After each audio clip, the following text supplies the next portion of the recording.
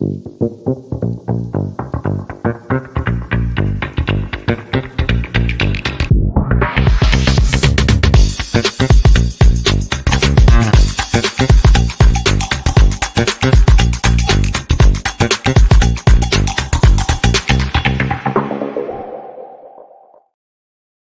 may live over 5,000 miles from Lincoln Financial Field, but what we lack in proximity, we make up for in the film study. And each and every week, we'll be bringing you in-depth film breakdowns from across the pond and the Sooner State.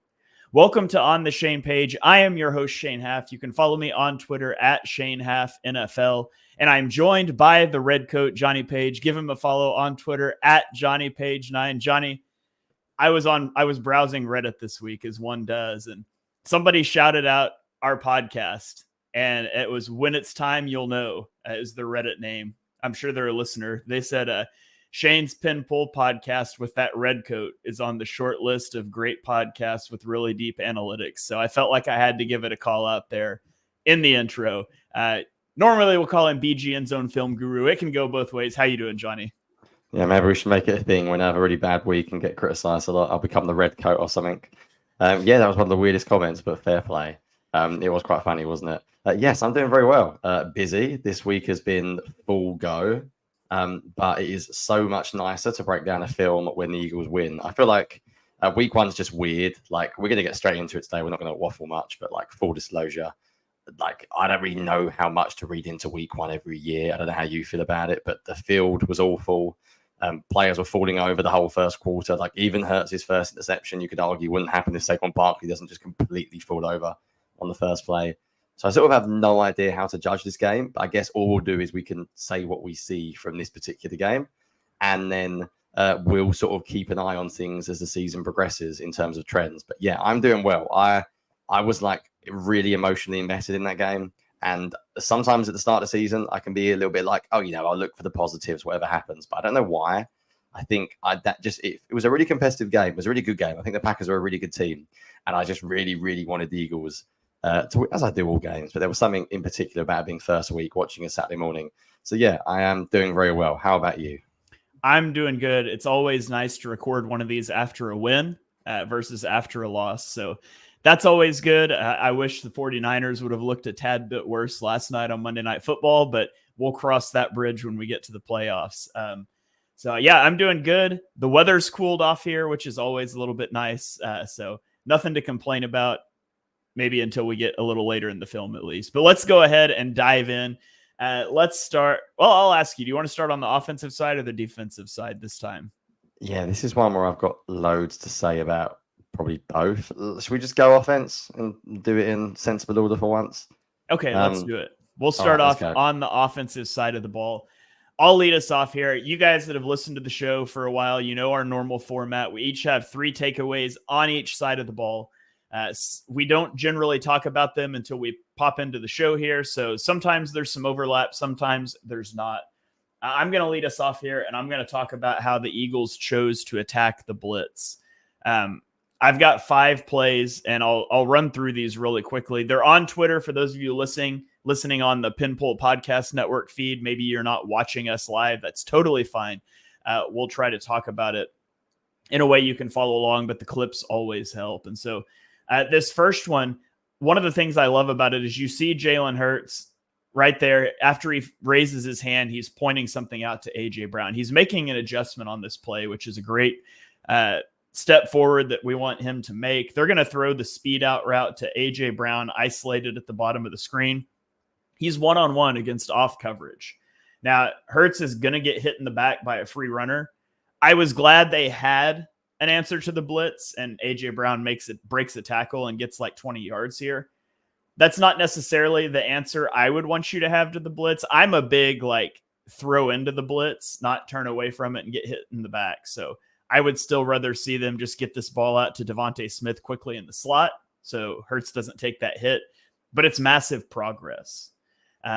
We roll on to the second clip here, and this time Hurts is just going to get the ball out really quick into the flat to Saquon Barkley. They run the orbit motion with Will Shipley, and now all of a sudden your cornerback, he has eyes on the tight end. So there's really nobody with eyes on the flat, and the ball just comes out quick. And I mean, it's first down and you only get 4 yards, but it's not a sack. It's not rolling out and throwing the ball away. It's a positive play. And how many times last year did we see drives get killed by a blitz and you lose 10 yards on first down? So I'll take gaining 4 any day of the week. On the third play, the Eagles are going to run mesh. And again, mesh is just dual drag routes here underneath. And if you watch A.J. Brown at the bottom of the screen, this is like teach tape on how to run mesh, because he puts the guy that's covering Dallas Goedert on the ground without even touching him, just right in his way, jumps out of the way, the guy falls down, and Goedert gets a big gain. So again, having quick answers. Johnny, there's a theme here. All of these throws are short. These aren't guys running deep. We're trying to get the ball out fast. This next one is perhaps my favorite, and it's just going to be Grant Calcaterra. The guy over him rushes, and he just turns around, and the ball's out immediately. Now, this looks kind of like a Kellen Moore special 5 curls, which he will run from time to time. Maybe this isn't a side adjust. I called it one on Twitter. Maybe it is. I don't know. But this is just, it doesn't get easier than that. The guy that's lined up over you blitzes, you just turn around and the ball comes to you. And again, this was here all last year and the Eagles just never did it. So I liked seeing that. And then the final one I'll show here, they're going to try to go back to this out route to A.J. Brown, and it's not there. One of the things I love is that the out route's not there, but Saquon stays into block. He makes a good block, and Hurts isn't under pressure, and he has time to come to his second read, which is Devontae Smith wide open on this drag route. And so I love just even the design of that. You're looking at the out route, then you have the drag route flowing into Fields' field of vision. I really liked what they had against the blitz this week. I tweeted out their splits for week 1 compared to last season. Hurts, obviously it's a small sample size, but the things that really stuck out to me was the air yards per attempt against the blitz dropped from 8.7 to 6.2. The ball came out 0.3 of a second faster. There were 0 tight window throws, 0 deep passes compared to 19 and 12.2% respectively last season. And Hurts diced up the blitz. He had an EPA per drop back against the blitz of over 1.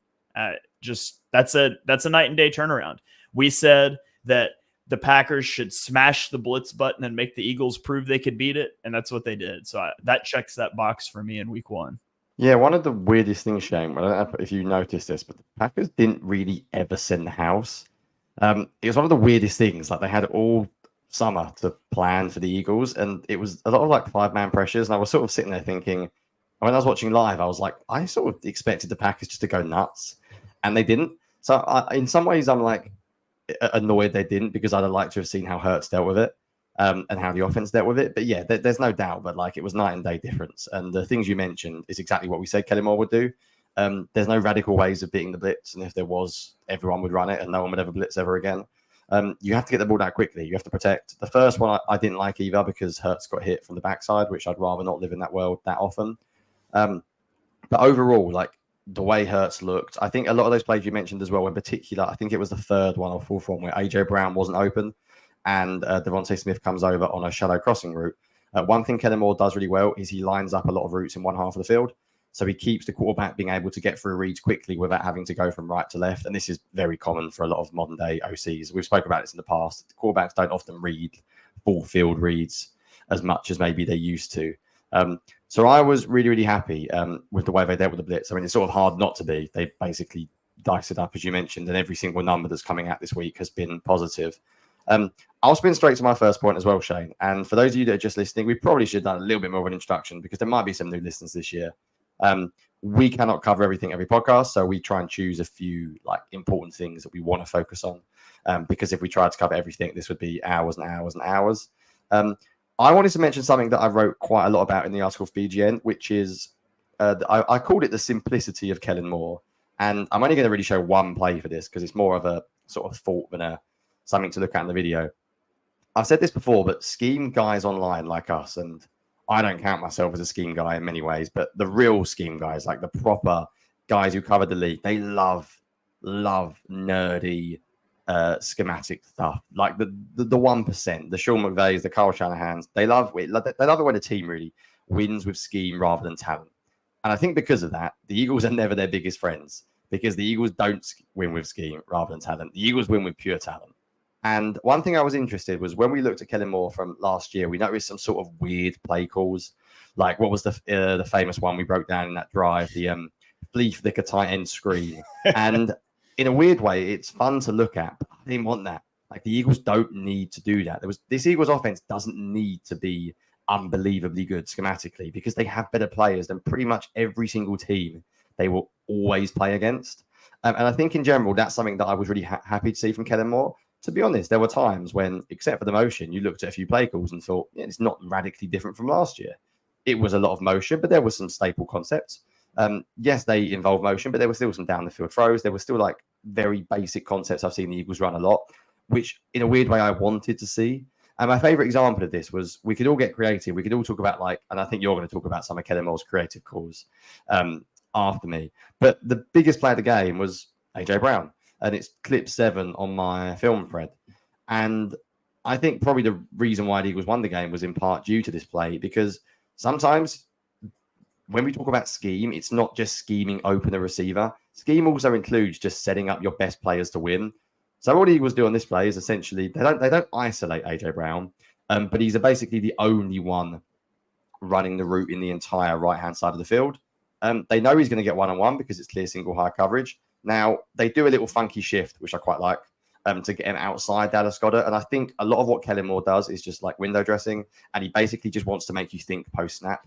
Whether there's any real purpose to some of these shifts, I think you'd have to ask him, and he'd probably tell you. But I think some of it is just literally the second before the snap. All of a sudden, the defense has to react to something different. So is that Jai Alexander? He's thinking that, AJ Brown is lining up inside Dallas Goedert, so that will maybe change the route. I mean, all of a sudden, last minute, AJ Brown's outside him, and that takes away maybe what you're expecting pre-snap. But this was something I liked. Like, it's just simple. There's nothing rocket science about this. Get AJ Brown to running out and up. Jalen Hurts throws a really nice ball. And then guess what? Most NFL receivers don't score this play. But AJ Brown can outrun everyone. And I think that was what I was really happy with. There was like just enough of a combination, I would say, between giving Hurts answers in the passing game, that is, and then also not being overly complicated. Like, as an example, I think Kellen Moore would love to get into more under center play action. But in this game, they couldn't run the ball from under center. And we might come on to that a little bit later. So basically, it was like, well, let's ditch that. I'm sure he wanted to do it more. In an ideal Kellen Moore world, that would probably happen more. But you know what? For the Eagles, they don't need to. Because if things are working like basic run games and basic pass plays, you don't need to get overly creative, because the Eagles are basically going to have a talent advantage when they're all healthy, of course. I would imagine every single game they play this year. I do not think there are many defenses out there that have the ability to cover Saquon, AJ Brown, Devontae Smith, and Dallas Goedert, as well as dealing with the offensive line and Jalen Hurts. So I wanted to see Kellen Moore, like a hybrid Kellen Moore / Nick Sirianni. And I think we got that. It was Kellen Moore's offense, but it was relatively simple. And I view that as a positive, personally, rather than a negative. Yeah, I think you said that well. I don't need to see a flea flicker tight end screen, but there are some really cool designs that I did like. And so I wanted to highlight a couple of those in my second point. And so the first one is the Saquon Barkley touchdown. And there's a few things I like about this play. So let's just talk about what they did first. They're going to run a double post. So we've got double post routes coming off of your receivers here. We're just trying to drive actually, I think that's Johnny Wilson who goes in motion at the snap. So you're going to get the orbit motion, if I remember correctly. You get a double post. You've got guys going every which direction. They're going to run. It's not even really play action, but the left guard is going to pull over. I guess it is play action. The left guard pulls over to the right. And so he's trying to hold the linebacker just for a split second. Make him think, like, why is the guard moving this direction? That's who I'm keying off of. I think it might be a run. Meanwhile, you release Saquon Barkley on a wheel route out the opposite side. Usually you're not anticipating a running back running a vertical route opposite the side he's lined up. So there's a lot going on here, and it's all designed to try to get Saquon Barkley one-on-one running vertically against a linebacker. And it works in that respect. I said on Twitter this didn't work. I said it was a cool design that didn't really work, but it was a touchdown anyways, and I got some flack for that. But the reason I said it didn't... Flack. You deserve that flag. It does work. You're being harsh. No. It's a good play call and it's a good throw, Xavier McKinney sniffs it out. And I think it's a fantastic play by him. I think he's a great player. He sees what's happening here and he just falls down because the NFL's playing on a crap field again. And he can't get over there. I mean, if Xavier McKinney doesn't slip, this probably gets broken up. And we're still talking about this being a great design, great throw. It just didn't go for a touchdown, but it's a perfect throw. Saquon Barkley brings it in. I think it's a really good catch and it's touchdown. Sorry, Shane, can we stick on that play for a little bit longer? Because it was my second point as well. So you pretty much nailed everything. There were just a few things that I really wanted to mention. So a couple of things. Firstly, I think the Eagles did their homework on the Packers and they knew they played a lot of zone coverage. And this is also an example of a 4-strong play. So 4 strongs have sort of taken over the league the past few years. I remember Ollie Connolly writing about them about 3 years ago, and I've always kept an eye out for them. So what I mean by 4 strong is essentially there are 4 eligible receivers on one side of the field. Now, this is basically the same as what flood and sour concepts do. They flood the zone coverage. This has been going back for NFL history, essentially. But what they do is, if you draw up the play like you just drew it up, Shane, but 2 things I wanted to add was, firstly, you get Dallas Goedert coming on a shallow crossing route as well. And what I love about that is it basically gives Hurts like a built-in check down as well. So if there's pressure, you know that he can go to Dallas Goedert here. And Dallas Goedert's actually wide open, by the way. What this also does is you get all 4 receivers in one, essentially, field vision, whatever you want to call it, for Jalen Hurts. So he can read this 1, 2, 3, 4 really quickly. I mean, the double post is more of a sort of like an alert, I imagine, against a certain coverage. I imagine he reads it 1 to 2 in terms of he reads the wheel to the tight end. And the other thing he does, which if I'm criticizing your skills on paint or whatever you're using there, Shane, Saquon Barkley doesn't run the wheel like outside of the tackle. He runs it through the B gap. And this is a trend that we saw around the league a couple of times. I believe Ben Johnson with the Lions ran a play like this. I was watching highlights of the Rams game and they used Puka Nacua in a really cool design, by the way. They didn't score from it, so a lot of people probably haven't seen it, but it's an awesome design. They run Puka Nacua like in motion, and then as he gets like past the center, they snap it and he ends up running through the B gap. And all of this is just making it really, really hard on that linebacker. So I think you nailed basically everything. The only things I wanted to mention was the B gap and also this sort of 4 strong concept and the way it gives Hurts so many different options. Last thing I want to mention on this play is that I think we take for granted how good this is by Saquon Barkley and Jalen Hurts. Firstly, this is not an easy throw. Jalen Hurts has to be quite careful in the pocket because of Landon Dickerson pulling, and the subtle movement is really good. Secondly, I think whenever people talk about running backs at the backfield, people forget a really big flaw, which is 90% of running backs in the NFL suck at the backfield. Because when you spend your entire college career learning how to run, being able to go down the field and catch is a lot harder than people think. It's why people like Rachaad White, who it appears he can't run at all, can make a living as a starting running back in Tampa Bay because he's so good outside the back, catching out the backfield. Saquon Barkley is one of the rare running backs. I think you can argue it's him and Christian McCaffrey as like the 2 true foundation backs who can also catch like receivers. That is a really good catch. There are some great angles from behind the end zone view. And like that is not an easy catch. There's a safety coming charging or a cornerback coming charging towards him. He has to get both his feet in bounds, which how often do the running backs practice getting their feet in bounds, Shane? Like that's not a skill you expect running backs to have. So I just wanted to give a massive shout on that play as well. Not only is it an awesome design, designs are only as good as the players you've got. And it's a really, really good play by Jalen Hurts, but in particular by Saquon Barkley. Yeah, the catch, I was trying quickly to see if I could find the angle of the touchdown catch.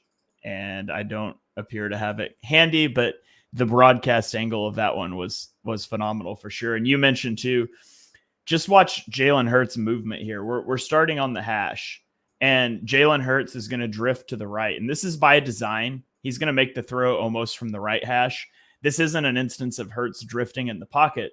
He's supposed to do this because when you pull Landon Dickerson across the formation and it's not a run play, all of a sudden you're at a disadvantage blocking on the left. So I like that he just gets over, creates the space, and then plants and makes the throw. So you mentioned that. I just wanted to point that out on the video again. That's a really good footwork by Jalen Hurts. And it's a great throw, great catch, like you mentioned.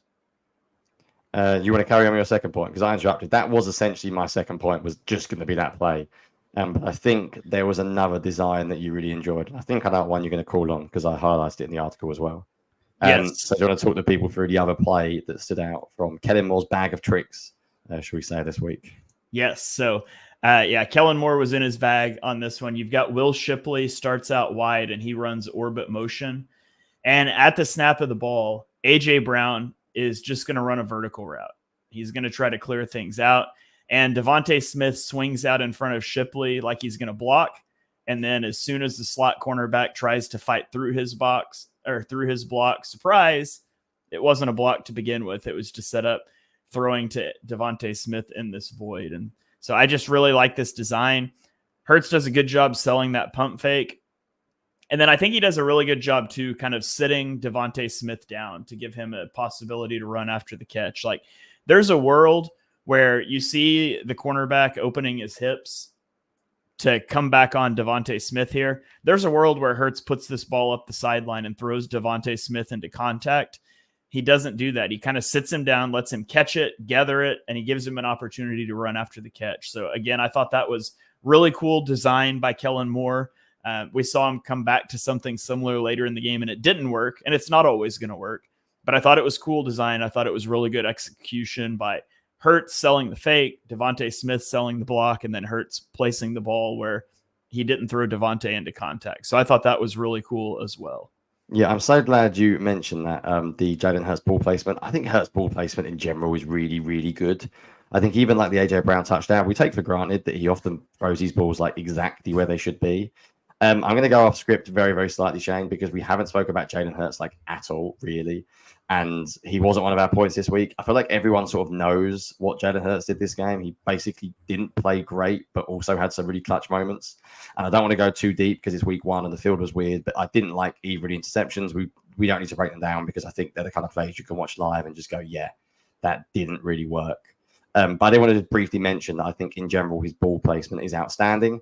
And I have been criticized for being negative on Hurts this week, despite the fact I'm wearing my Hurts jersey as we speak. So I'm wearing that to get me some street cred back. But like, I'm not panicking. I think Jalen Hurts sometimes has those kind of throws in him. Like, I'm really, really not worried after 1 week.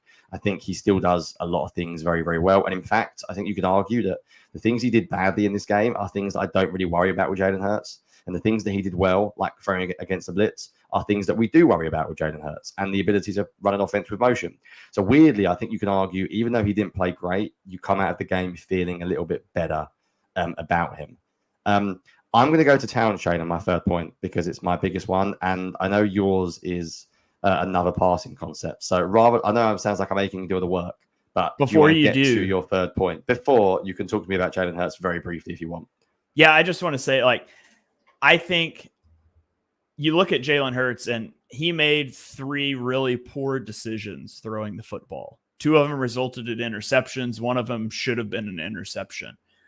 The decision making is usually not the concern with him. And those are all 3 of those are pretty indefensible positions. I mean, I saw Brian Baldinger trying to justify the throw that was picked off in the end zone, and it's a reach. You don't throw across your body late in the red zone. It's never ends well.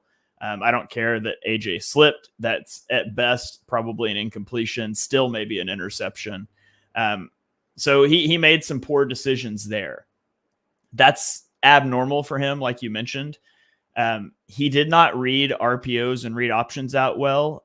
And I think that is becoming more normal. I don't know if the league's just catching up to that now, if they're just specifically looking for it against the Eagles. But I feel like those have been a struggle over the last year. I would like to see less of those. And he had a few plays where his ball placement wasn't great. But overall, I thought he played well. And especially when you look at like Jordan Love, who his ball placement was all over the place. I mentioned to you off air that I wonder how much of the ball placement issues that Jordan Love was having were due to the field conditions. I mean, we saw a few times he slipped at the top of his drop, not being comfortable. It didn't, regardless of if that's what it is or whether it was week 1 rust or whatever, it didn't affect Jalen Hurts as much as it did Jordan Love. And so I think Jordan Love's a really good quarterback, and I think he had a rougher game than Jalen Hurts did, even if it didn't result in a whole bunch, 2 interceptions. So overall, Hurts needs to rein in some of those plays. I thought the 2 interceptions were trying to be too aggressive in spots where he shouldn't have been so aggressive, I feel like. but being able to beat the blitz, being able to utilize motion, I thought he looked in command of those things. So overall, I feel positive. I don't want to see another couple interceptions like that, though. Yeah, and before you go to your third point, two things. Firstly, I'm going to get into the whole RPO thing with my run game point because I've got a hell of a lot to say about it. And we have a good comment coming in from YouTube about Hurts' play against the blitz being related to his size. So do you think maybe throwing away from the blitz is because of Hurts' size? Like with all these questions, as much as it's a great question, I don't know because you'd have to be in the room. But I do think it's a very, very fair point. Like, not to just pick on Bryce Young on this podcast, but I think we're realizing that size matters when it comes to the quarterback position in the NFL. And Hurts is relatively small. Now, by modern standards, he's not. He's not tiny, but he is only, 6'1". I think pushing 6'2". I believe he was 6'1" at the combine. Yeah, he was. Right. And that stuff does matter. Like when you got two tackles that are absolutely ginormous in front of you and some pretty big guards as well, including Mekhi Becton, you are going to struggle sometimes to hit the layups, the short. And I think that's one reason why we know Hurts targets the outside the numbers, because those throws are easier for quarterbacks like Hurts. I don't know if that's like a specific thing. I think Hurts is still capable of throwing towards the blitz. I think that's probably just a philosophical thing that on that particular play, it was easier for him to go away from the blitz. And also the guy was quite wide that was rushing him. So maybe they thought he'd get out before he got hit. But it's a good point. And I think it's worth mentioning when we talk about Hurts that he's not the biggest guy. But yeah, I'm not worried about him at all this week. Like, it's something to watch out for, but it's more something to monitor, those kind of decisions where he was too aggressive. I don't think that's who he is as a quarterback. Right. Give me your third point because I want to go to town on the run game, Shane. So finish up with, I think you're going to talk about another concept that you enjoyed this week. Okay. Yeah. My third point is just, I was going to call it our concept of the week, but Johnny already had the concept of the week. So we'll give you two of them this week. This one's a concept called Yankee. I introduced Johnny as a redcoat. Now we're talking about Yankees. I mean, Brilliant. Who knows where we're going to end up in this podcast, but Yankee is a really good, it's a really good concept to beat single high safeties. And so what Yankee is basically it's a dig route on one side of the field and there's a post route from the other side of the field. And so they sort of cross each other. And you're trying to isolate the single high safety. If the single high safety steps down on the dig, the post will be open. If he stays back with the post, the dig will be open, or more than likely he'll be non-committal between the two, and they're both going to be open. And they're both open on this play. And Hurts is going to throw the ball to A.J. Brown. And I've seen people use this play to talk about, well, he locks on to A.J. Brown, and look how open Devontae Smith would be. And he's running into a voided area of the field. And as JT O'Sullivan would say, don't screenshot quarterback. You got to understand the concept and what's being done here. So would it be better if he threw the ball to Devontae Smith? I mean, objectively, yes. Look at the window he's got to throw into versus this tight window throw. However, you're reading this concept out 1-2. AJ Brown is 1. Devontae Smith is 2. You know at the snap, by the way the cornerback opens his hips, he is surrendering inside leverage, and you're running an in-breaking route. The linebackers were sucked up on play action. You've got a big void to throw this ball into. That's why Jalen Hurts throws this. It's not because he likes A.J. Brown better than Devontae Smith. I mean, if anything, people should be like, hey, he tried to throw over the middle of the field, and that's what we want sometimes. So I think it's a good decision. It's a sound decision. Ultimately, the throw is low, and I'll tell you why when we go to the back view here. So we go to the back view, and I'm not the QB mechanics guy. Okay, that's not my thing, but I think it's pretty obvious on this one. The mechanics don't matter until they matter, but look at where Hurts is lined up here. His feet are lined up over here, and he's trying to throw the ball straight up the middle.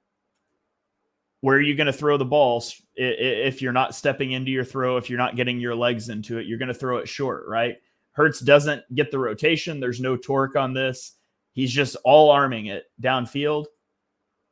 Ball short, right? And I saw people say, well, he was throwing it low on purpose. He's not throwing this low on purpose. There's not somebody closing down. He's got all this room to throw it into. It's just a misfire. The mechanics got sloppy, and it ends up an incompletion. And it happens. And maybe you want to tie that into field conditions and being uncertain at his drop. He didn't slip there, but maybe that's in your head. But ultimately, sloppy mechanics make him miss that throw. But the decision to throw to Brown there is sound. because that is the first read and he had proper leverage. Yeah, I really enjoyed the analysis, Shane, until you started talking about QB mechanics. I'll make a promise to the listeners. If I ever have QB mechanics on this podcast, just ban me. I hate talking QB mechanics. To be fair, I said they don't matter until they matter. I know. I just hate them, especially with the modern NFL quarterbacks like Patrick Mahomes and Josh Allen. They just do what they want and the ball seems to go where it is. You are correct. I'm sure QB guys would tell me that you are fully right, and it does look very awkward. But if he completes a throw, no one cares. Yes, you are correct. Right, I want to nerd out on something. Firstly, that is the best comment we've ever had, so thank you. I'm guessing his name's Matt Doherty, or is it Dat Moherty? I'm not sure. But that's a comment saying that they've never heard football being talked about in a British accent that wasn't ridiculing it, which doesn't say much for my fellow Brits. To be fair, there's not many of us on podcasts. Ollie Connolly is the best by a mile, but there's not many of us Brits on the podcasts. Right. I got too much to say about this, Shane, so I'm going to try and give you like a quick fire, almost like a bullet point style rundown of the Eagles run game. I'm probably going to just have the words run game in every single episode this year, because as those of you know, I love the run game. And I think more and more across the league, by the way, I'm being proven right, because running the ball is becoming more and more important. I just saw a stat today that air yards are at their lowest for week 1, and they have been basically ever. Like, running the ball is so important. And let's go quick fire, because otherwise I will be here forever. So first quick fire point is the Eagles' interior offensive line was awesome in this game. Cam Jurgens is a strong dude, Shane. He had some plays, which we might look at in a second, where he's tossing defensive tackles at the club. And that's cool because he's not a big guy. Mekhi Becton, stock up me for picking him breakout player of the year and picking Saquon Barkley as my offensive MVP on the preview podcast. Hold on. We interrupt this podcast to bring you a clip of Johnny from last week's episode. I think they might catch teams by surprise a little bit early on. A lot of counter, a lot of power. And I have a feeling that Barkley may just have one of those like ridiculous years that running backs can have. Is he going to be picked as MVP? No. But I will make a case for Barkley where I think some people are still maybe overhyping the running back by committee. I think that's maybe what the Eagles used to do, but I don't think they're going to pay a running back top dollar money and not use him a lot. So I expect Barkley to do really well this year. Let it never be said that I only clip the times that Johnny says that Johnny Wilson is better than George Kittle or that Sidney Brown is Buda Baker. I'll clip the times Johnny's right to. So there you go, Johnny. I'll give you your flowers for that one. Yeah, I felt very good watching the game. We're not going to show loads of clips of the O-line, but Becton had a really good debut at right guard, I thought, especially in run blocking. The running game as a whole was fascinating, Shane, because I'm starting to have a theory on the Eagles, and it's a bit of a worrying theory. Every time last year they ran from under center, they sucked. And in this game, every time they ran from under center, they sucked again. And I don't know what that is. It like a trend? Do they just not practice it very much? Because we know Kellen Moore wants to do it, but like they just couldn't do it. And the other trend about the running game, Shane, is every single zone read, RPO style thing they do involving Hurts running laterally is a disaster. Like, they really need to look at their run game, because teams just know exactly what they're doing. They run like a linebacker scrape exchange. They'll have the edge crash on the running back. Hurts will keep it. And then there's just a linebacker staring right at him. Whether it's an RPO, whether it's read option, like, it just doesn't work of late. And I did tweet yesterday, like, do other teams do this? I don't watch enough All-22 around the league. Do other teams like smash read option still? I just don't think it's where football is going. Like, I think we're living in a gap scheme world currently. Gap scheme is very good against these 5-man fronts we see around the league. I think the Eagles ran some duo in this game, and they were really good at it. I just want to go see like QB counter bash. I want to see QB draw. I want to see QB power. If they're going to run Hurts, I want it to just be designed QB runs. But the Eagles are lucky because it doesn't really matter what they do run game wise, Shane, because oh my goodness, Saquon Barkley was good. Like, I was on team sign Saquon Barkley last year because I love running backs anyway. But even I watched a lot of his Giants film and I was like, yeah, he's lost a step. Like, he can still be really good. He looks like peak Saquon Barkley. There was a couple of runs in this game, Shane, that I was like, oh my goodness. Like, he could have had 175, 200 yards if he broke that long one. He was gone. And I think people underestimate his ability to get skinny. He's really, really good at getting through tight holes. He is really, really powerful. His leg drive is off the charts. I feel so good about the Eagles run game. And if Kellen Moore looks at that and goes, yeah, let's just bin that RPO read option stuff. Let's just commit to a downhill, like physical, tough, power, counter, run game, like this run game could go nuts because that offensive line was just moving people. A couple of examples I'll show very quickly because we have done a long time on the offense, and sadly I've got a lot to say about the defense as well. So let's start with just a few of them. Film 2 and my thread. If you have not seen it, please check me out on Twitter and you'll find it. There's not too much to Barkley here. Just look at the blocks that the 3 interior offensive linemen get. Dickerson, his guy ends up on the ground. Jurgens throws 93 out of the club. And Mekhi Becton also gets to the second level. Like, that is a serious, serious lane for a running back. That's a hole that Miles Sanders could have hit. Yeah, if he's not stuck, bless him, with Carolina. Oh, my goodness. Imagine we're a Carolina podcast, Shane. That is brutal. The other ones I really liked are, I'll give you 2 more. Play 6, I really like, because I love this because Cam Jurgens basically helps Mekhi Becton out, tosses the defensive, I keep saying it, but he throws the defensive tackle literally out the club, like miles away. But I think he does too much. So he just totally fails to get back to the linebacker because he's just shoving. I mean, that defensive tackle, Shane, 97 goes flying. I don't know how much 97 weighs, but Cam Jurgens shoves him like 5 yards. Like, that is ridiculous for a guy that moves like Jurgens does. Linebackers unblocked. Saquon Barkley's like, yeah, who cares? 1-on-1 with a linebacker in the hole. And then the best run by 315-pound defensive tackle. Kenny Clark, one of the better defensive tackles in the league. Absurd. That's absurd, Shane. That is the 300. Like, that is ridiculous. If Jurgens can do that, and Jurgens can do like the pulling stuff. Like, I mean, you guys, everyone who's listened to this knows I love Cam Jurgens. Like, since that first preseason game, I'm all aboard Team Cam Jurgens. Then the final one, though, by a mile, play 9 on my film thread. This is the one that Saquon probably would have taken to the house for, like, I don't know, a 70-yard touchdown or something if he actually saw the safety going. Like, there's some nice blocks here, don't get me wrong, but this is just Barkley, man. This is the footwork here. He cuts off his inside foot the second time. Like, the vision just to firstly like bounce it sort of outside, but just he reads the linebacker in that first hole. Like, that is so good. If you're not watching it, please watch the play. It's just a shame he doesn't finish it, and I think he's annoyed himself. Like, I was really mean last year, and probably a bit too mean to DeAndre Swift, and I was quite adamant: do not pay the man. When you're talking about the gaps in tiers between like elite and good, there's not a chance in hell DeAndre Swift's making this play, Shane. Like, this is a proper top 5 elite running back, and he looked quick. Now, next thing is, can he stay explosive for 16 games? Even me, like team ban running back by committee, is a little bit like, maybe run Gainwell and Shipley a little bit more in some games that aren't that close. But if he keeps that explosiveness throughout the year and the Eagles can keep him healthy, this running game is going to be so much fun. I think they do need to look at the RPOs and the read option. We won't talk about that anymore, I think, because we've done enough on the offense.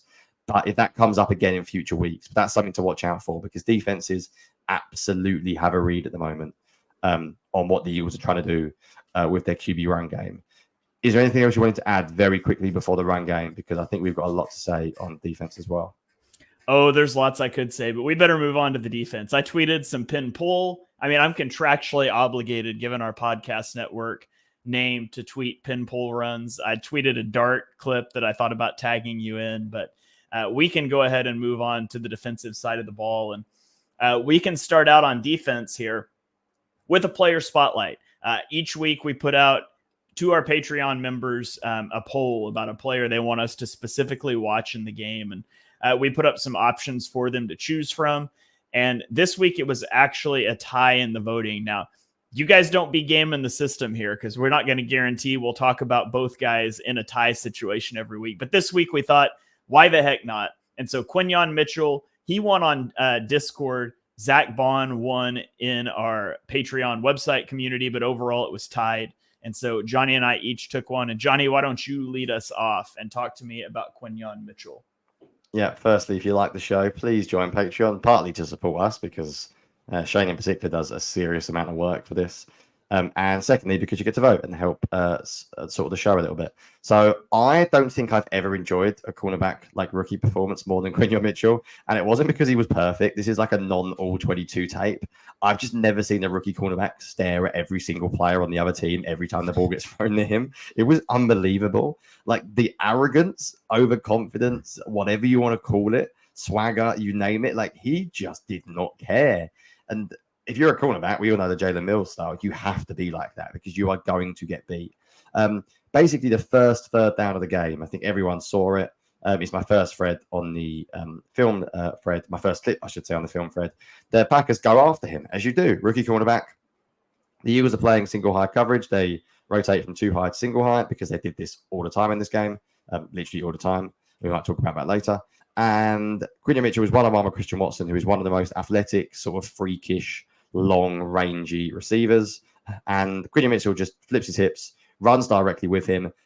Anyone can run, though. Like a lot of rookie cornerbacks are fast, Shane. It's not 40 time. It's the ability to play the ball in the air, that ever so slight lean to push him out of bounds. That is so, so good. I mean, I love the way he stares at him. And in general, I think he just had an extremely good game. There are other plays. There are plays that probably people saw live. The pass breakup, when there was a curl route that was slightly thrown inside, but still the athleticism to break that ball was awesome. There was another clip I could have tweeted where he ran with Romeo Doubs on a drag route across the end zone and then stared at him for like 10 seconds, which was also amazing. But I've given you an example of sort of like a one-on-one look. My second favorite example is when he was in zone coverage and he was able to sort of get depth and still break up the pass. I have decided to accidentally quit my film thread. So if you've got it up there, you might be able to see it quicker than me. But it is number 5. You might beat me to it.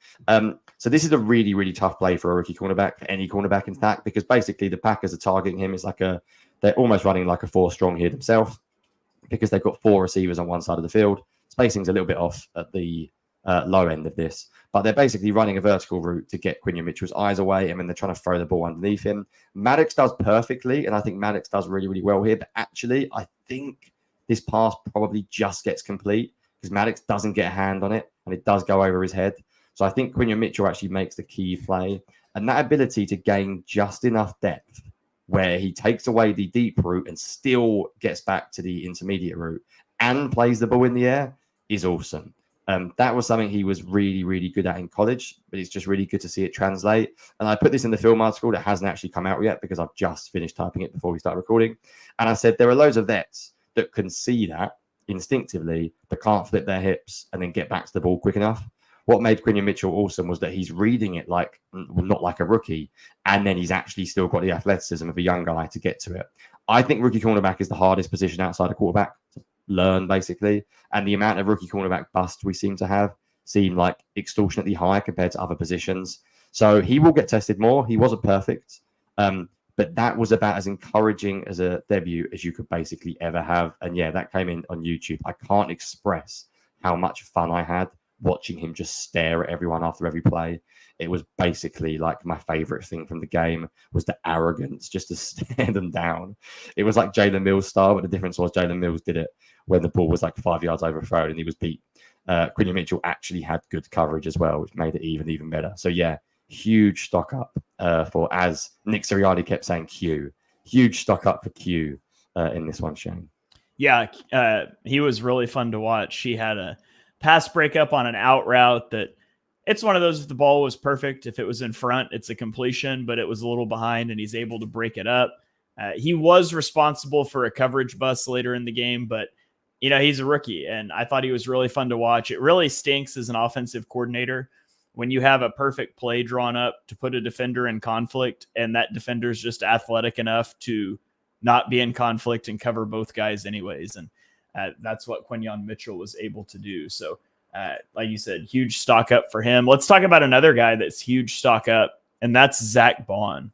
Oh my goodness. I did not expect this from Zach Bond. Man, I'm just going to run through some. Well, first, he was so incredibly versatile in this game. He took 13 snaps on the line, 47 snaps in the box, and he even took 6 snaps in the slot. One of his sacks came as a slot cornerback, which is just insane. He played everywhere on the field. He never came off the field. And so I've got a few plays here that I just wanted to put out there. This first play, I'll try to circle him quickly, but he's right here. This is just a sim pressure. He doesn't do anything special on this play. I just wanted to show his versatility and how he was used. He sort of mush rushes and then spies on Jordan Love. And so he was used that way. Here, I want you to check out his run fit. The way he fits the run really well. He's going to attack down through the A gap, gets around the guard, and is able to contact Josh Jacobs at the line of scrimmage. So that's a good play. This is the one I was referencing earlier. So we're going to have Brandon Graham, like 45-year-old Brandon Graham is going to drop into coverage. So the slot cornerback can blitz. And oh, by the way, the slot cornerback used to be an edge rusher who's now a linebacker, but is lined up over the slot, a guy named Zach Bond.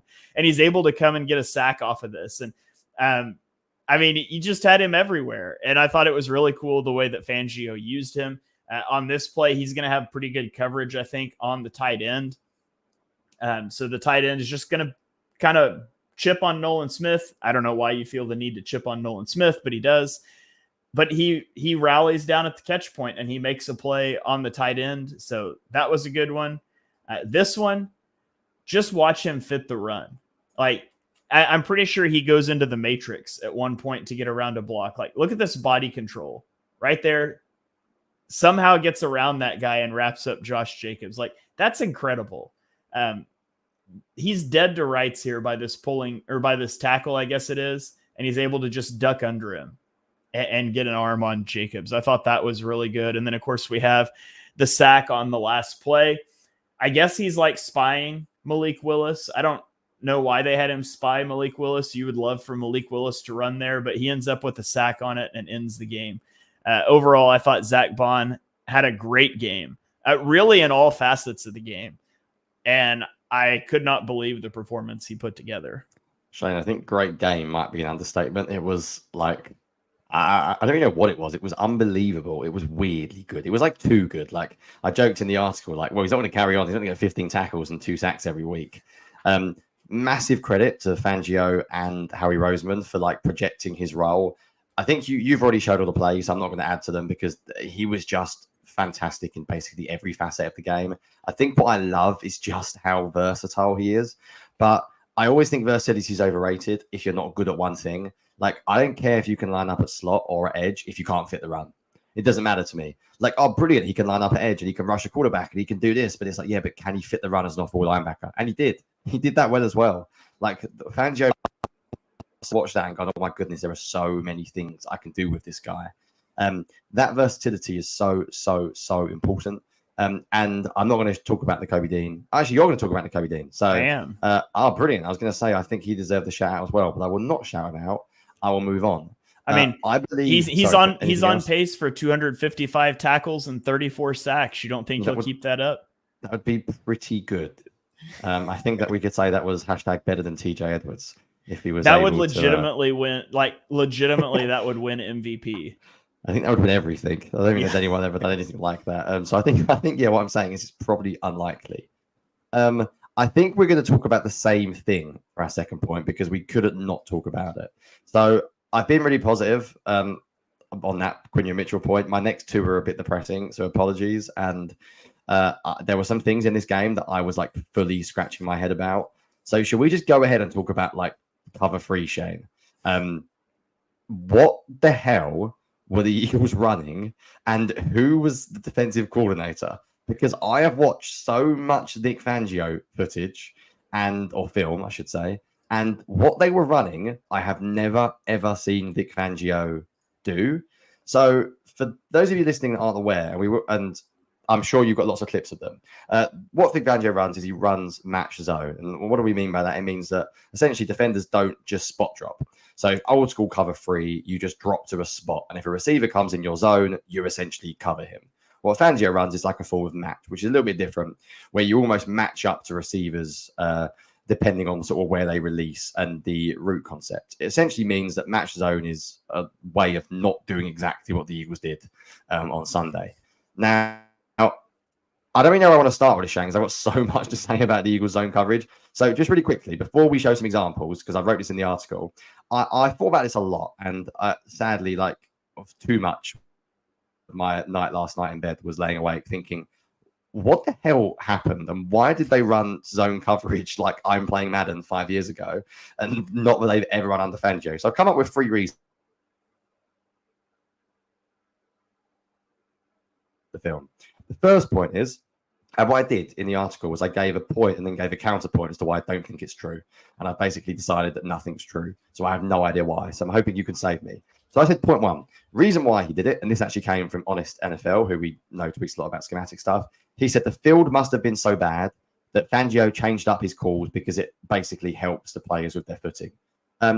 I don't see that because surely you practice cover 3 before the game. You can't just run out and go, oh, the field's bad, let's play standard cover 3. Like, you have to rep this stuff. So I don't think that can be true. Second one, he had loads of new starters, so he wanted to keep things really simple for them. Again, don't really get how that's true. Reed Blankenship, Darius Slay, Avonte Maddox, Chauncey Gardner-Johnson, they've all played in a Fangio-style defense before. Zach Bourne has, Nakobe Dean has. Like, basically the entire back 7 have played in a similar style. So why does that keep it simple for them? If anything, it doesn't keep it simple because it was terrible anyway. And then the third reason is just Fangio has decided he now runs standard covers 3 without match elements. And I just wrote in the article, that doesn't make any sense because that goes against every single thing about the Fangio philosophy I've ever learned over the whole summer when I did like the biggest deep dive in Fangio and didn't write about standard cover 3.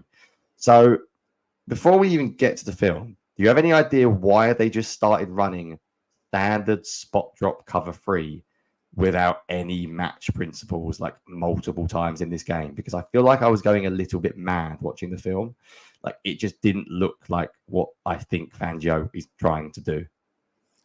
Maybe somebody Vic Fangio is an old school guy, and he came up in an era where there were 4 preseason games. Maybe he just thought this was the last preseason game, and so he was keeping things vanilla. I mean, we know he wants to play his starters in the preseason, so that wouldn't have been a red flag. Maybe he was just like, yeah, this is the last preseason game. We're going to keep things vanilla. Now, I have no idea. Maybe it has something to do with Isaiah Rodgers getting scratched, but that doesn't make sense either. I really couldn't tell you. I have no idea. Should we get into some actual film? Have you got film on your end, or do you want the clips that I've got to look at? Yeah, I've got a couple, but you can give me yours too. As you look for your number here, we had a comment come in on Twitter asking if this will be on YouTube later. Really enjoy it. It will be. You can check it out on my YouTube at Shane Half NFL. It'll also be on podcasting platforms, YouTube Music, Apple Podcasts, Spotify, under the Eagles Pinpole Network. So be sure you go check it out there as well. Right. Awesome. They may be the same clip, Shane, so we might repeat ourselves, but let's just go through them anyway. Let's start with the touchdown. So should we start with the deep touchdown? Because this was the first time that I think everyone mentioned it. If you want my thread, because it's easier for you, it's film clip 6. I'm not actually going to blame anyone for this play, the deep touchdown, because basically, unless you're in the defensive back room or the defensive meeting, no one has any idea what's happening here. So if you just pause it now, Shane, for a second. Matt LaFleur basically realized the Eagles are running spot drop cover 3, and go back in time 5 years. Sean McVay is wrecking the NFL. Teams are running old school cover 3, and Sean McVay is repeatedly running deep crossing routes over and over and over again. And basically, half the league turns to Fangio because his defense is made to stop this route. Like, Fangio's defense is basically to stop deep over routes. I swear, like, that's one of the best things about Fangio is they take away this route. And so in this play, there's loads of ways you can see it. It's not Chauncey Gardner-Johnson's fault. There's no way he is meant to carry this as a deep safety all the way over. So it could be Darius Slay. He could sink deeper. The problem with Darius Slay sinking deeper is Cooper DeJean doesn't really get out in the flat. So I think Darius Slay is stuck on the flat. So it could be Cooper DeJean's fault. It could be Darius Slay's fault. It could be Nakobe Dean's fault because maybe he's meant to carry the guy going over him. But if Nakobe Dean carries him, you know what that means? It means it's a match principle. This is just literally standard drop. I mean, pause that, Shane, for a second, like as he catches it. How many times have you watched a Fangio defense look like that?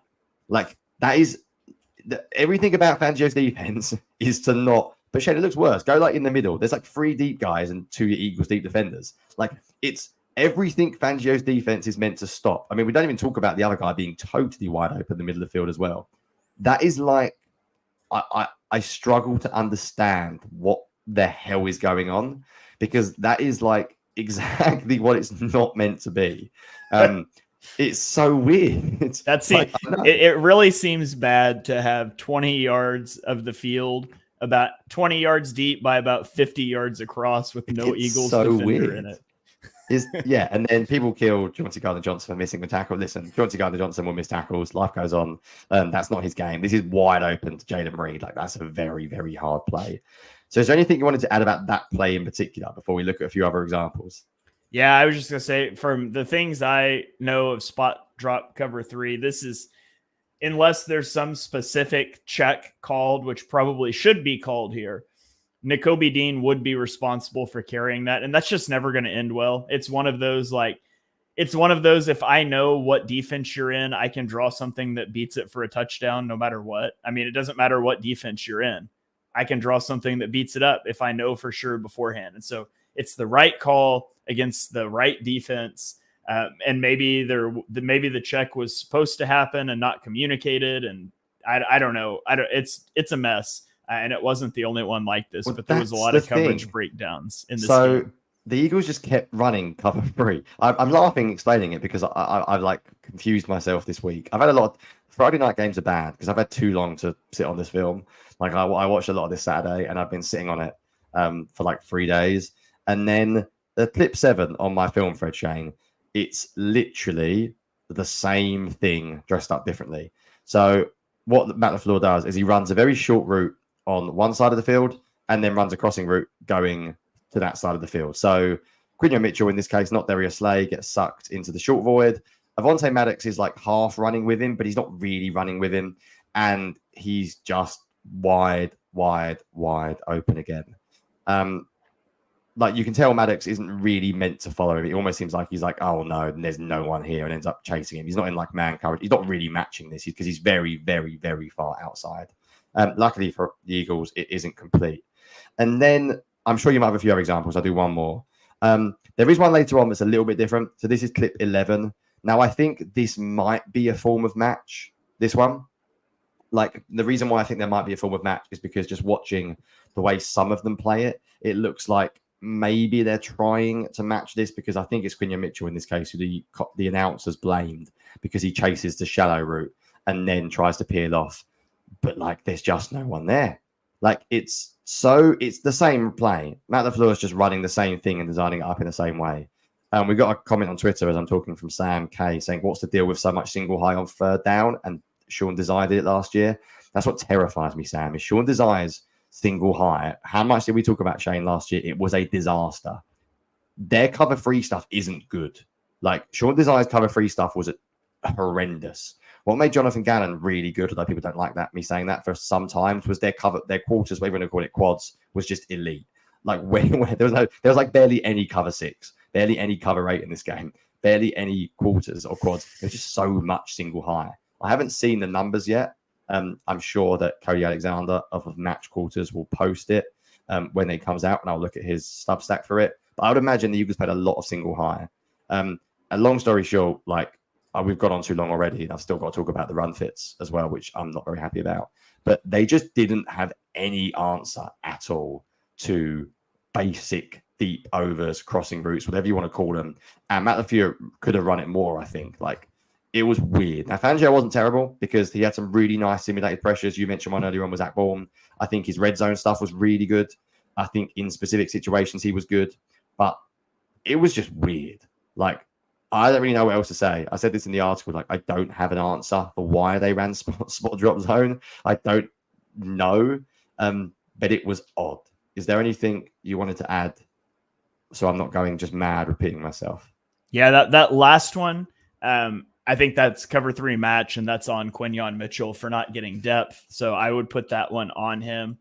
Hey, he's a rookie making his first start. You're going to have some of that. But generally, we saw a lot more spot drop than I expected in this game. I do not expect that to continue, especially given how it went. But I'm not really sure what was behind it. I'm going to stick with my answer of 4th preseason game. That's my official answer. Let me get on to my last point here. I want to talk about Nakobe Dean, and then we'll throw it to you to finish us up. So Nakobe Dean was rated, I believe it was, as the worst player on the field for the Eagles by PFF. Yeah, PFF has got like serious problems, Shane. Like, and I'm not even joking when I say that. Like, I know there was an article written by, who's the great guy with a Substack, who writes about lots of sort of political / football things. He's pretty, anyway.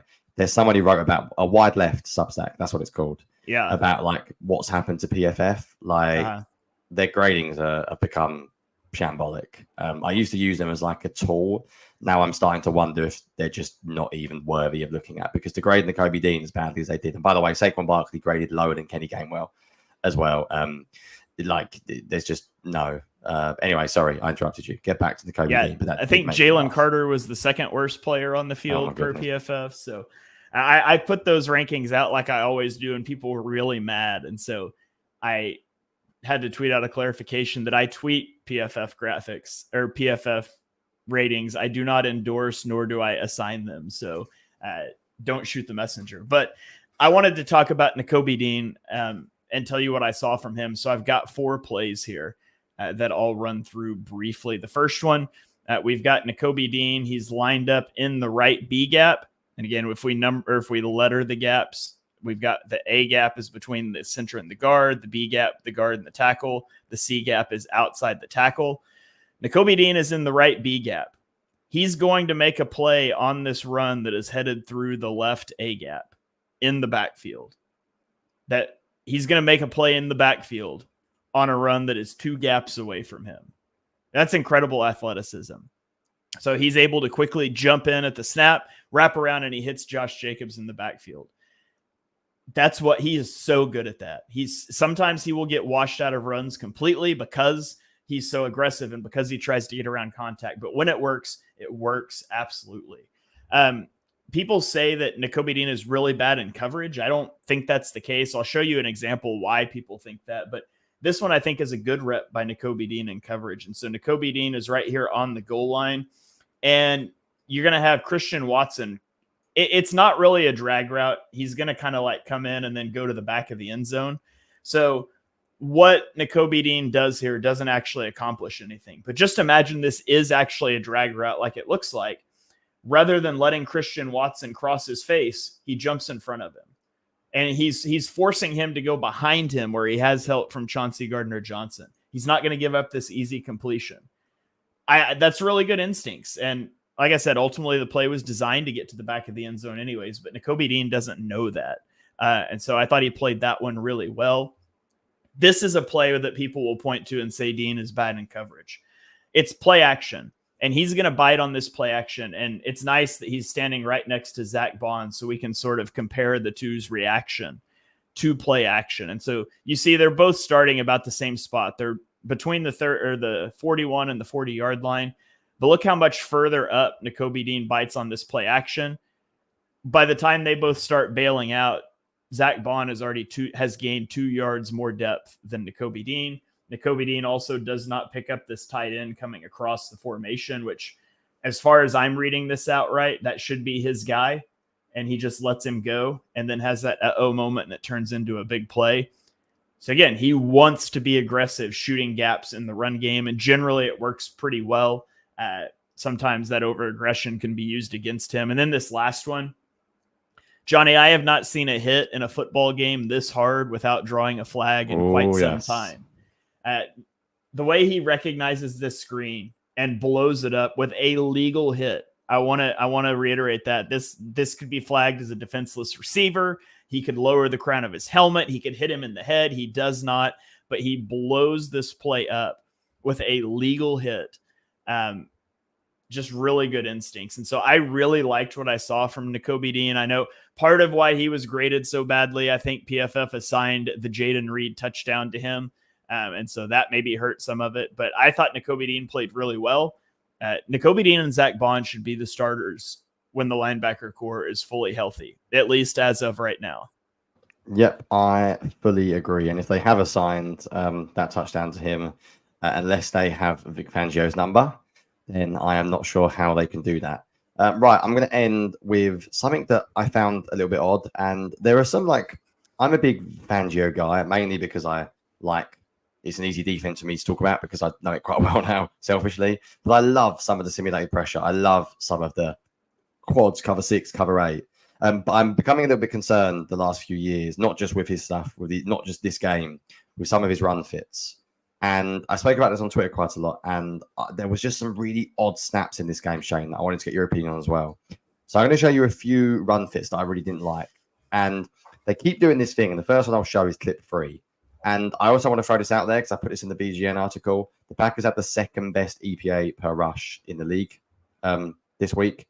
So basically, the Eagles defense was pretty terrible against the run. I saw people moaning at Chauncey Gardner-Johnson again for this missed tackle, but like they do this thing with their defensive tackles where they just charge, and some people call it slanting, some people call it stunting. It's like an aggressive change-up because Fangio is normally quite passive. So they do this as a change-up. You try and catch for the offensive lineman out because they're used to Fangio's defense playing a gap and a half. And sometimes they'll just charge upfield. But it's like if you guess wrong, you're screwed. It's a really interesting way of playing defense where, like, I don't want Jordan Davis doing that ever. Like, that is not how I would use Jordan Davis at all. For those of you watching, you can see Jordan Davis just charges upfield. And I saw some people criticizing Jordan Davis for this. I'm not Jordan Davis's biggest fan by any means, but this is not his fault. Like, this is how he is told to do this. I won't bother showing any other examples, to be honest, but let me just say that happened multiple times. And all it takes is when you slant like that or stunt like that, if the offense runs the ball the other side, then you're screwed. And the Packers realized this, and they just kept running outside. They kept targeting like C-gap. They kept running like with a pulling guard because they realized that they could basically just catch the Eagles out. And then there's one that I really, really didn't like. Clip 10 on my film thread. So there are a lot of things I want to talk about with this one, but one of the cool things about Zach Bourne is you can put him at edge. One of the bad things about Zach Bourne is that you can put him at edge. Because when Zach Bourne goes to edge, if you just pause this, Shane, before the play, they put Zach Bourne as like the 5th man on the line of scrimmage. Now, because the Eagles play 2 linebackers, that basically means that they only have 1 off-ball linebacker. Now, the Packers realize this, and they use a nub tight end formation, which, by the way, I've spoken about nub tight ends a lot because Sean Desai was killed by offenses doing this at times. Because what it does is it brings your cornerback into the run fit, because there's basically no wide receiver on his side. Now, whether Nakobe Dean screws this up or it's Fangio's call, I don't know. Let's just hypothetically say that Nakobe Dean is meant to do what he does. So Nakobe Dean follows the motion to the right. Now, if you just pause it there for a second, Shane, look at this from a pre-snap look. There are 1, 2, 3, 4, 5, 6 defenders in the hole. All right? In the box, should we say. 1, 2, 3, 4, 5, 6. The only one who is like off the ball is Quinyon Mitchell. And it gets worse. Not only is there no off-ball linebackers, Josh Sweat is at 4-eye because he has moved inside to accommodate Zach Bourne going to edge. So it's now 6-on-6. It gets worse. Because you're running, again, outside, you can leave the edge defender unblocked. So now you are 6-on-5. This is 1st and 10. So I will repeat. This is 1st and 10. There are 6 blockers and 5 defenders. One of them is your cornerback, and one of them is your edge defender who's not great in run defense, playing at 4-eye. Jordan Davis can't do anything laterally. It's not his game, so he's not a particular use. Add in your only deep safety being Chauncey Gardner-Johnson, who misses another tackle. And this has every single, like, drawing of an absolute nightmare for the Eagles. And they managed to get back, actually, and stop it. But another day, another running back, who knows? This could break for an even bigger one. I don't really have a lot to say about this because I'm a bit like, well, Fangio knows. He knows a lot more than me. But you can't have a run fit on 1st and 10 where you're 6 versus 5. I know I've heard of light boxes before, but you can't be 6 versus 5 and one of them be a rookie cornerback and one of them be Josh Sweat as a 4-eye. Like, that cannot happen. And as I mentioned, the Eagles' defense did okay overall, and they held some really important moments. But the Packers' offense had a lot of success, still scored 28 points. And EPA per play, they were the 2nd best run attack this week. So I think the Eagles have quite a lot of work to do on their run fits. They need to maybe stop this stunting business so often with Jordan Davis. And they also need to make sure that they have the numbers at least on 1st and 10 to not be caught out like that again. Because that player, when I was watching it, I was like, this is pretty bizarre. This is not good, sound run defense at all. Yeah, the first one, if you are going to slant your defensive tackles, at least do it away from the running back. Like if you're in shotgun and the running back is to the right of the quarterback, 9 times out of 10, he's running to the left. So if you're going to slant, you should at least be slanting that direction. Like the first clip, the first step of the defensive tackles just makes it super easy to seal them off and get upfield. The second one, I'm just going to assume that somebody messed up, and that's not the way that was supposed to be played. Because if that is the way it was supposed to be played, it just doesn't make any sense. Like maybe if it's 3rd and 10, maybe even not then, because that'd be an easy run to check into on 3rd and 10 and get a first down. I mean, it goes for 30 yards because there's just no way to stop that. So I'm going to assume the second one was a mistake. But I guess it's something to keep an eye on over the next couple of weeks if the Eagles are able to fit the run while still playing a lot of too high shells and light boxes. Yeah, and Shane, just quickly, final thing on this. So I mentioned this already. The Eagles had the second worst rush EPA against them. So 0.247. There are only 3 teams above 0.2. That was Kansas City, Philadelphia, and the Los Angeles Rams, who were disastrous, 0.322. So without Aaron Donald, it isn't great. Let's take those 3 teams, though, right? So 3 teams. The Eagles and Kansas City were basically the same. Now, the Eagles were technically the second worst. But here's what's interesting. EPA, they were the second worst. But listen to the rush success rate. So 66% of the runs were successful against LA, which is a lot. 65% of the runs against Kansas City were successful, which was a lot. And by the way, it won't surprise you, those 2 teams were the worst 2 teams in success rate. So they were worst and 3rd worst in EPA and 1st and 2nd worst in rush success rate. The Eagles, on the other hand, were 45% success rate. So they gave up basically a lot less successful runs, but their EPA was still really high, which what does that tell you? It tells you actually their run fits could be really good. It was just 1 or 2 occasions. They were giving up only a few big runs. And I'm pretty certain, because I watched every run play, that nearly all of them were either terrible run fits like the last one where they didn't have the numbers, or where they slanted defensive linemen. Because the other huge run they gave up on the touchdown, they also did a weird thing when Nolan Smith jumped inside and was totally out of the play. And it was another example where Zach Bourne was at edge. So I think that's worth noting that, yes, their EPA was terrible, but their success rate wasn't as bad, which means that it wasn't just a run defense sucked all game. Don't get me wrong, success rate's not good. They're still 25th. So they're not top 10 or anything, but they're nowhere near as bad as LA and Kansas City. But that means they're giving up big runs. And I think Fangio's whole thing is about not giving up explosive plays. I think that can't just be about the passing game as well. You have to look at it against the run as well, because the run defense let them down this week. And the Packers are a really good offense and a really good running game. But we've seen around the league, there's some good running games out there and teams are running the ball more. And it's something I think they need to look at moving forward. Yeah, absolutely. So that is going to about do it.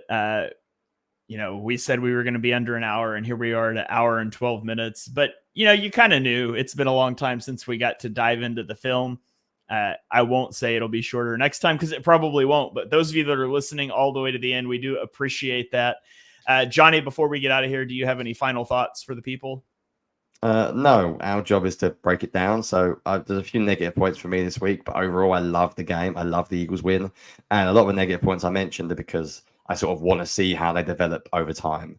So, apologies if I had a few negative ends. I realized I ended on cover 3 and then run fits, which is not the best way of ending. But they are things I'm going to be looking out for. So, hopefully we will see some more positivity from the defense over the next couple of weeks. All right. Well, that's going to wrap it up for this episode of On the Shane Page. Those of you that are watching on Twitter or YouTube live here, we appreciate you guys. Be sure you go check out our podcast feed, Eagles Pinpole Network. We've got 6 long form shows a week that are coming out, and we just launched a new daily show this morning. The Eagles Checkdown with Phil Stiefel. He's going to give you 5 to 10 minutes of Eagles news each morning on your way to work, or Johnny for lunch break for you, for our international friends. But be sure you go subscribe to that. That really helps us out. If you want to support us additionally, you can certainly do that through our Patreon, patreon.com/On the Shane Page. You'll get an ad-free version of this show. You'll get access to our player spotlight polls and some other perks that we're working on. So we really appreciate you guys. Follow us on Twitter. I'm at Shane Half NFL. He is at Johnny Page 9. We've got all kinds of clips and things up. I'll be tweeting out stats for the Falcons matchup starting tomorrow. Follow Johnny's great work on bleedinggreennation.com. He writes up the film threads. He writes up concepts of the week. You need to go check that out. And I think that I'm out of things to plug now. So we're going to get out of here, and we will catch you guys next week for another episode of On the Shane Page.